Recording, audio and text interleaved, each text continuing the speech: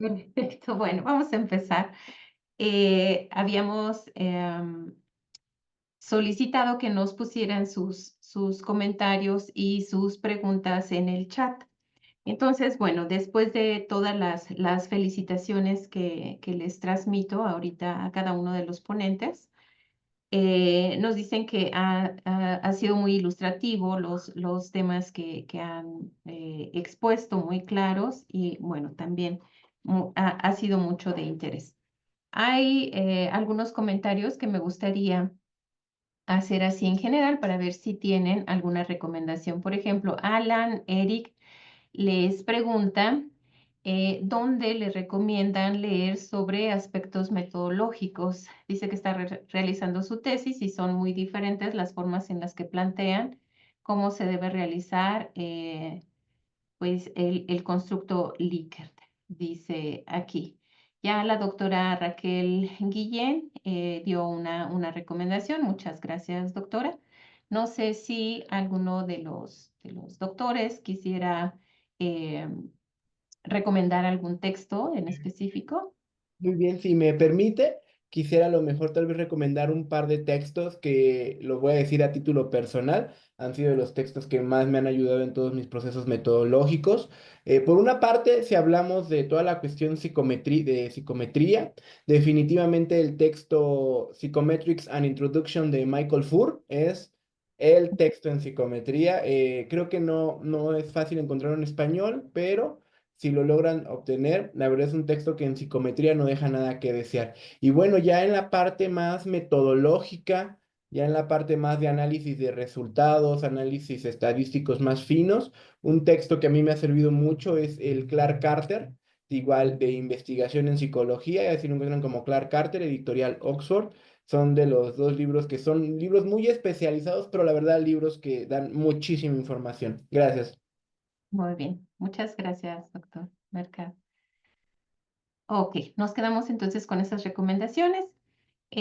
Nos dicen también, Berenice, yo quiero hacer una pregunta en relación a la realización de las investigaciones en las organizaciones. Si fuera posible, me dijeran cómo identifico lo que es un mecanismo de evaluación de un proceso. Estoy realizando un trabajo de encuesta de clima organizacional y me ha costado esa parte. Gracias. Aquí yo pues preguntaría cuál es la dificultad que ha encontrado. Lo que nos dice el ejercicio ético basado en evidencia es que sí, efectivamente, primero tenemos que operacionalizar nuestra variable de interés que estamos entendiendo por clima, cómo lo estoy evaluando. Y en este sentido, sí, la encuesta que estoy realizando realmente evalúa esas variables. También considerar que al ser clima, es mucho sobre la percepción de las personas, pero yo también puedo observar ese clima.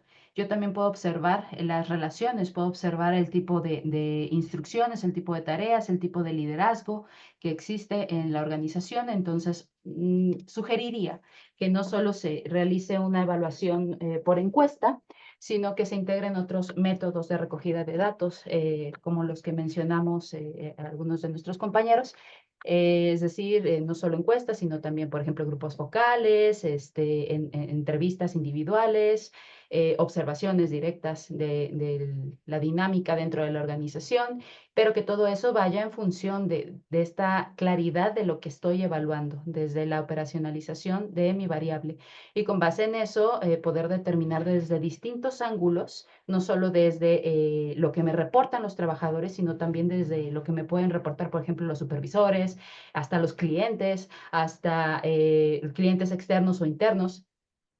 También lo que me pueden reportar distintos grupos de trabajadores, claro, ahí tomando en consideración esta parte del muestreo, en donde yo pueda tener una variedad de datos que me hablen de esa variable de mi interés, que es clima. Y con base en esto, pues claro, irme a la literatura. Es importantísimo que tengamos como una primera actividad a realizar una vez que yo tengo la demanda, irme a la literatura y que se ha estudiado al respecto, no solo fuera, sino adentro, aquí en México, o en el tipo de organización en el que se va a aplicar esa evaluación. Es muy importante ver qué se ha hecho, cómo lo han hecho y determinar si algo de lo que se ha hecho puede también servirme a mí. Es lo que podría responder a reserva de que justo compartan esas dificultades. Ujú. Perfecto. Muy amable, doctora. Gracias. La siguiente cuestión dice, ¿existen instrumentos cuantitativos enfocados a grupos minoritarios que respondan a las necesidades particulares, grupos originarios, por ejemplo? ¿Y cómo se puede minimizar el sesgo, lectura, traducción, en el ejercicio de la profesión clínica hospitalaria? Gracias.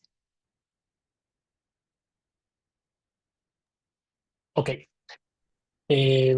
Muchas gracias por la pregunta, Arturo. Creo que es una parte muy importante el tema de grupos minoritarios, ¿no? Específicamente es complicado en el contexto nacional en que nos encontramos poder identificar escalas o instrumentos estandarizados con la cualidad que buscamos y la calidad que buscamos para un sector específico de la población.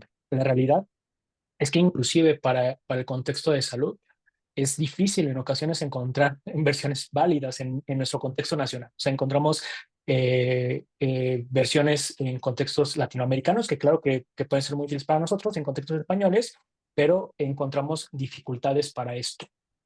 Eh, Ahorita que tenemos este comentario, la realidad es que no podría recomendar alguna escala o una batería que pueda contener estas cualidades. Seguramente las habrá, pero algunas de ellas las desconozco en este momento, pero sí algo que hemos tenido presente en la evaluación, por lo menos en contextos hospitalarios, es que las condiciones de alfabetización son una variable fundamental para poder realizar la evaluación psicológica. Y hablamos particularmente que en contextos o en hospitales de tercer nivel, como puede ser el Hospital Juárez de México, particularmente en donde es un servicio o es un hospital para personas que no tienen seguridad social, tenemos una población enorme analfabeta funcional o analfabeta completamente, en el cual las variables psicosociales dificultan una evaluación psicológica. En esas condiciones o en esos escenarios, lo que buscamos hacer es tener una entrevista claramente adaptada a las condiciones de las personas, poder tener evaluaciones de mediciones directas o indirectas con familiares, con eh, personas que pueden darnos una información como más contundente, y en algunas ocasiones la doctora Reyes Lagunes, en algunos momentos en sus seminarios, nos hablaba de la necesidad de tener escalas pictográficas, si mal recuerdo, ¿no? Entonces, ahí tenemos una parte importante, y en esto específicamente hablo de lo que hacemos con el contexto, con las personas en esas condiciones. Y pues bueno, veo que por acá tenemos a la doctora Miriam y a la doctora Claudia. Les doy la palabra para lo que quieran comentar. Muy bien, muchas gracias, doctor. Doctora Quesada, por favor. Aquí me gustaría agregar que si yo, como menciona el doctor Roberto, ya identifiqué un instrumento que sirve para la medición de la variable de mi interés, y no está adaptado, tengo que hacer justo un ejercicio de adaptación. Ya sea, por ejemplo, a algún dialecto o lengua indígena, en donde, si es el caso, o algún otro tipo de idioma, en donde tengo que hacer una traducción y retroalimentación de esa traducción que sea fiel al contexto de las personas que van a emplear ese instrumento. Tengo que involucrar a expertos, no solo en la variable, sino también en la comunicación de esas lenguas o esos idiomas, y tengo que tener pruebas piloto para determinar si esos instrumentos adaptados están realmente recolectando datos como yo lo requiero, como si tiene una respuesta adecuada a los ítems que estoy planteando. Tengo que ante todo eso, en el procedimiento, pues volver a hacer ajustes y un proceso de validación. Ya la maestra Claudia, perdón, la doctora Claudia ya nos estuvo hablando un poco sobre cómo realizar este proceso de validación, pero es otro tema mucho más complejo, entonces habría que echarse un clavado a esto.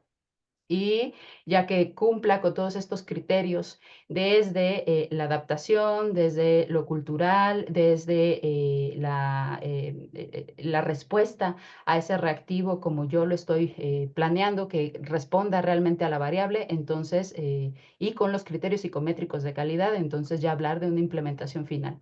Es lo que podría agregar. Muy bien, muchísimas gracias, doctora. Doctora Velázquez, adelante, por favor. Gracias.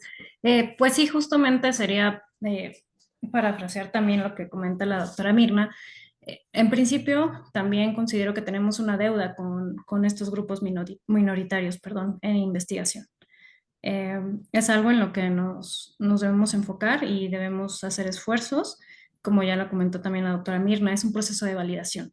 Sí existen parámetros, sí existe literatura en la que nos dice cómo adaptar un instrumento y es muy puntual en los pasos que debemos seguir. Es un trabajo, digámoslo así, laborioso, pero muy enriquecedor, sobre todo porque nos estamos aproximando a una población, no solamente un constructo diferente, sino más bien una población distinta, una población que puede tener una manifestación distinta, no solo lingüística, sino sabemos que justamente grupos originarios tienen una cosmovisión increíblemente distinta a la occidental.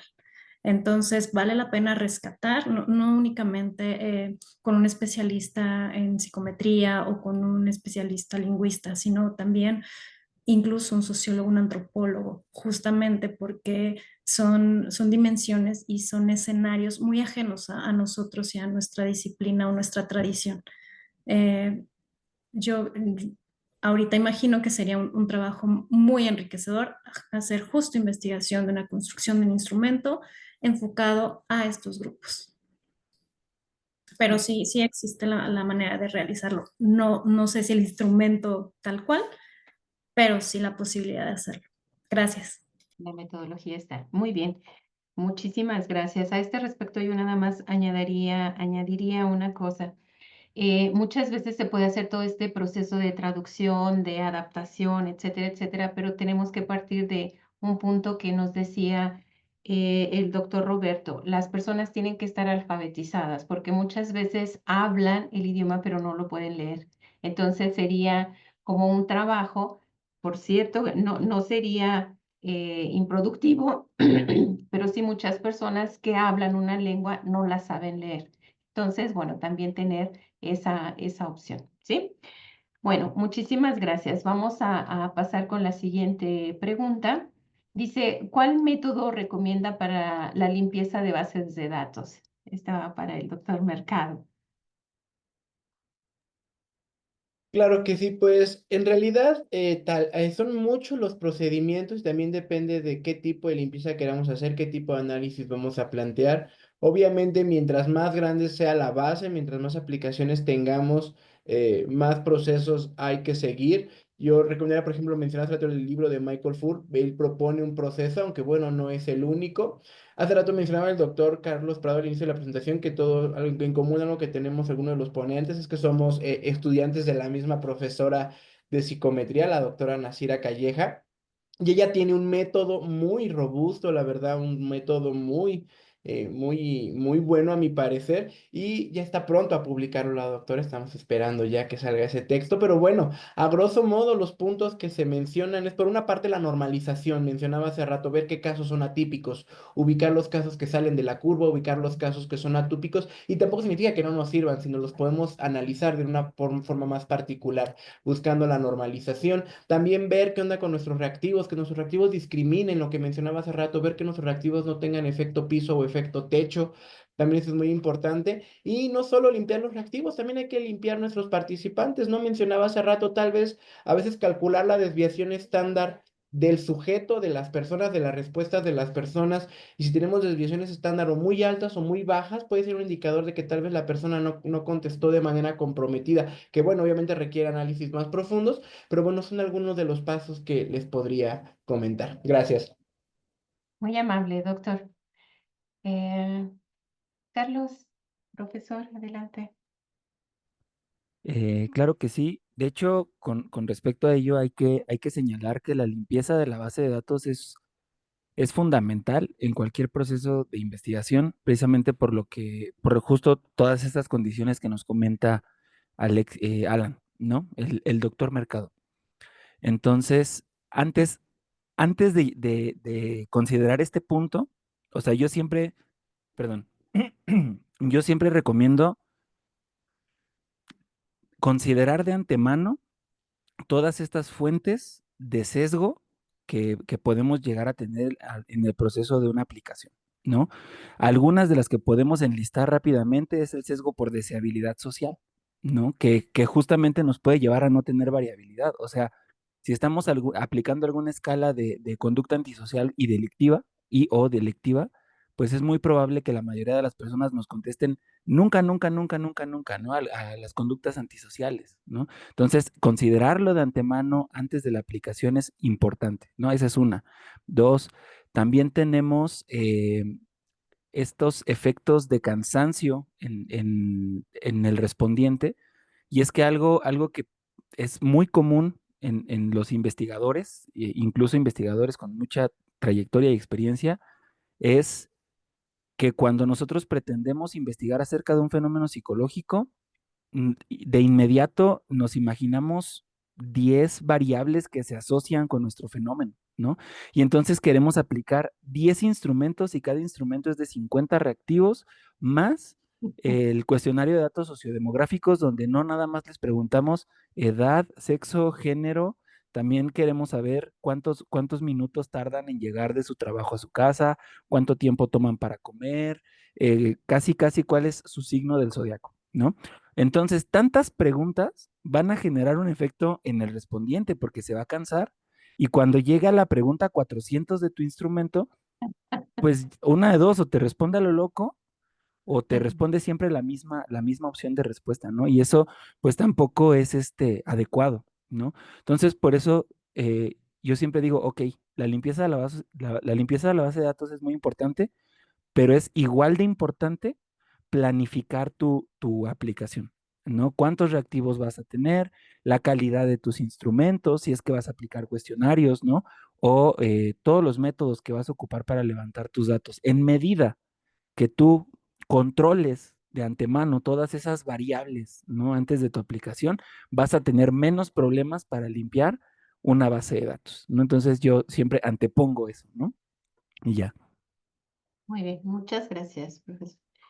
Bueno, después tenemos, nos dice el doctor Gómez, conferencias muy interesantes, lamenta tener que irse. Sofía les manda muchos aplausos. Gracias a todos los ponentes por darnos estos conocimientos, muy interesantes sus charlas. Gracias a los ponentes por los conocimientos compartidos. Gracias a todos los ponentes, muy ilustrativas presentaciones. Y bueno, mil gracias en general por todos los aportes y gracias a todos. Entonces, con esto yo creo que les pido a todos los participantes y reaccionamos y les damos un aplauso, por favor, a todos nuestros ponentes. Muchísimas gracias de verdad por compartir con nosotros todos estos conocimientos y también por haber sido tan claros y tan directos en el tema. Entonces, muchísimas gracias. Le voy a dar la palabra a Marco Eduardo Murueta. Él es el presidente del Consejo Mexicano de Psicología, para que, por favor, Marco, hagas el cierre del seminario. Muchas gracias, Marisela. Muchas gracias a la doctora Marisela Osorio Guzmán. Felicitaciones a ella por estar coordinando este tipo de eventos y a los grupos de trabajo, todo el proyecto de investigación del Consejo Mexicano de Psicología, que hoy pues se viste de gala con un evento como este, con tantos conocimientos, con tanta consistencia cada una de las ponencias. Fue muy interesante ver la formación de cada uno de los ponentes, cómo están muy preparados todos ellos. Felicitaciones a cada uno de ellos, al grupo 21 también por tener su primer evento, si no mal recuerdo, de este grupo, Marisela. Sí, ¿verdad? Sí, Es es el su primer evento, pues felicitaciones por eso. Y me parece que hay una excelente formación metodológica para la evaluación Creo que la conceptualización y la metodología para diseñar formas de evaluación se ve muy bien conceptualizada, con una claridad para la investigación. Eh, Creo yo que esto va a evolucionar hacia el desarrollo de instrumentos. Cuando hablamos de evaluación y de psicometría, pues una de las preocupaciones que tenemos en el Consejo Mexicano de Psicología, pues es la independencia científico y tecnológica de la psicología y de todas las ciencias, pero la nuestra, y siempre cuando pensamos en evaluación psicológica, pues pensamos en el Minnesota o en el Cleaver o en el 16FP, y así una serie de pruebas tanto psicométricas como proyectivas que se utilizan, pero todas son construidas en otros, han sido construidas en otras latitudes, y a lo más que se ha llegado en ese tipo de instrumentos en México y en América Latina, pues es a intentar estandarizarlos o estandarizarlos adecuadamente. Sabemos que ya hay una fortaleza metodológica, pero todavía no conocemos instrumentos estandarizados o que ya tengan un prestigio y que puedan desarrollarse, creo que más allá de la escala de asertividad que construyó Díaz Lobin, y quizá el de sucesos de Lucía Maqueo, que también es una evaluadora muy importante en nuestro país. Lucy Reidel, como ya decía Raquel Guillén, que tenemos algunas referencias, pero todavía no tenemos suficientes instrumentos para evaluar, sobre todo variables, aparte de las variables de salud, pues variables que tengan que ver con las prioridades nacionales, ¿no? Los temas que tenemos en la sociedad, la violencia, los feminicidios, ¿no? Las actitudes hacia la mujer, la opresión femenina y las cosas que se están viviendo en el país, este, que pudiéramos tener sensibilidad como Consejo Mexicano de Psicología a tener una perspectiva no solamente psicológica o no solamente en el ámbito que en particular nosotros, cada uno de nosotros nos desenvolvemos, sino hacia una perspectiva nacional e internacional, latinoamericana y mundial, pero con perspectiva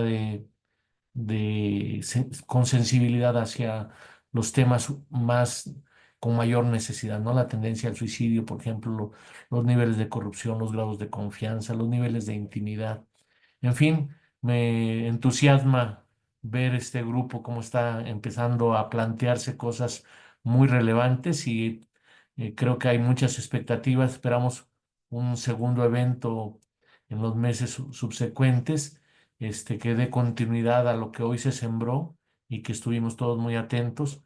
Y pues creo que de aquí van a salir muchas cosas cada vez más interesantes y productivas. Felicidades, Carlos Prado, muy interesante también tu ponencia, Roberto Miguel, a la doctora Claudia Velázquez, también eh, al psicólogo, al doctor Alan Alexis también, y quien me falta, la doctora Mirna Elizabeth Quesada también. Muchas gracias por sus conocimientos, y reitero mi reconocimiento especial a la distinguida psicóloga, coordinadora de la investigación y de los grupos de trabajo en nuestro Consejo Mexicano de Psicología, la doctora Marisela Osorio Guzmán. Muchas gracias y muchas felicitaciones. Muchas gracias, Marco. Bueno, nuevamente les reitero a cada uno de ustedes, ponentes y asistentes también, el agradecimiento por su interés. Quisiera, si me lo permiten, compartir el evento que vamos a tener la próxima semana. Es también de un grupo de investigación. En este caso va a ser el grupo de investigación número, ay, se me fue ahorita, el 10 me parece que es. Vamos a tener este Seminario Nacional, Psicología Inclusiva, Bienestar Integral y Estrategias de Apoyo, las nuevas miradas para personas con barreras sensoriales, motrices, neurológicas y cognitivas. Los esperamos el 6 de diciembre de 3 a 5 de la tarde en este mismo enlace, y bueno, los esperamos con mucho gusto. Sí, es Muchísimas gracias. el grupo 10, sí es. Sí, es el grupo 10. Entonces, los esperamos. Vamos a estar compartiendo este póster y, bueno, igual que hoy, los esperamos con mucho gusto en este espacio. Cuídense mucho. Muchas gracias y buenas noches. Buenas Gracias. Muchas Buenas gracias.